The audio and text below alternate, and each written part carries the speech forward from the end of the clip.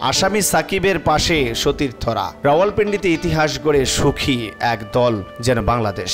আমরা করব জয় গানে নতুন বাংলাদেশের বার্তা ছড়ালে ক্রিকেটার, কোচ ও কর্মকর্তারা।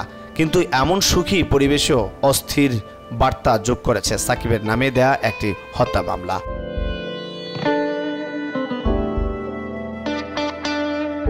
বৈষম্য বিরোধী আন্দোলনে নিহত এক গার্মেন্টস কর্মী হত্যা মামলায় আসামি করা হয়েছে দেশসেরা এই ক্রিকেটারকে।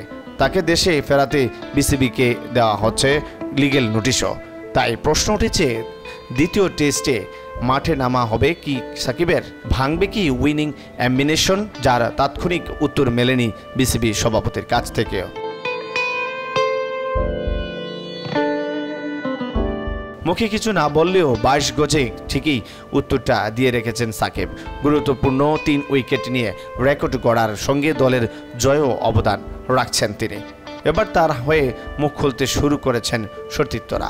অধিনায়ক নাজমুল হোসেন শান্ত সাকিবের মামলাটিকে অপ্রত্যাশিত বলছেন। তাকে দেশের সম্পদ দাবি করে পাশে থাকার প্রতিশ্রুতিও দেন টাইগার দলপতি। দীর্ঘ 18 বছর জাতীয় দলের জার্সি গায়ে সাকিবের নামে দেয়া মামলাটিকে প্রশ্নবিদ্ধ ও মিথ্যা বলে অভিহিত করেছেন আরেক সতীর্থ মুমিনুল হক। এমন মামলা দেশের ক্রিকেটের ভাবমূর্তি নষ্ট করবে বলেও দাবি করেন তিনি।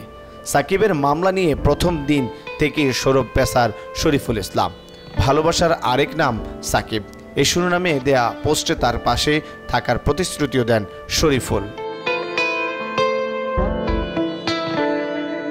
সাকিবকে হত্যা মামলার আসামি করায় প্রতিবাদ জানিয়েছে জাতীয় দলের সাবেক ও বর্তমান অনেক ক্রিকেটারই।